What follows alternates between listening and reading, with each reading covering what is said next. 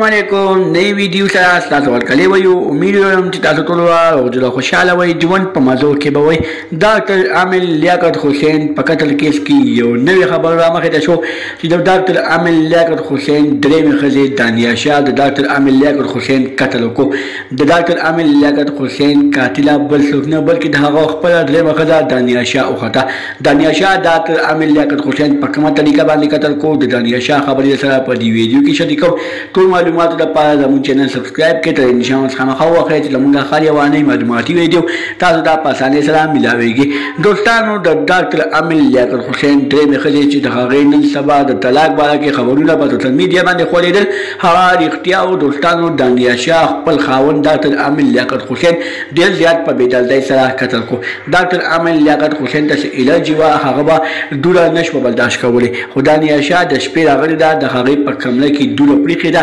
یعنې څه ګرباټې یا نور سعود وغیرې لوګې کړي دي د هغه په کمره کې